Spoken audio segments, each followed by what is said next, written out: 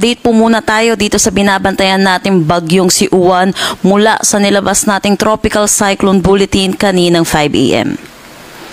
So itong si Bagyong Uwan ay nakalabas na ng ating Philippine Area of Responsibility kaninang 1:30 a.m. Bagamat nakalabas na ito ng ating PAR, meron pa rin po tayong mga tropical cyclone wind signal na nakataas sa ilang areas natin, kaya pinapangalanan pa rin po natin or tinatawag pa rin po natin siya sa ating local name na Uwan. At inaasahan din naman po natin papasok muli ito ng ating Philippine Area of Responsibility patungo na ng Taiwan. Sa ngayon, nananatili pa rin naman siya sa typhoon category at ito'y huling namataan sa line 365 kilometers west ng Calayan, Cagayan.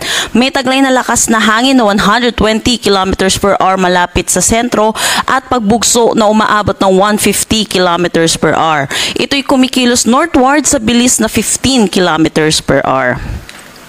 Para naman sa forecast track neto natin sa si Bagyong Uwan, yun po nakalabas na siya ng ating PAR kaninang 1:30 a.m. at inaasahan natin hihina na rin ito sa susunod na oras bilang isang severe tropical storm at ito'y magla-landfall dito sa may Taiwan bilang isang ganap na tropical storm at ito'y magda-downgrade din into a tropical depression at low pressure area. Yes po, papasok po ulit siya ng ating Philippine Area of Responsibility, pero dahil po ito'y makaka-apekto na rito sa Taiwan, hindi naman na din natin inaasahan na meron pa rin po itong direktang epekto sa malaking bahagi ng ating bansa.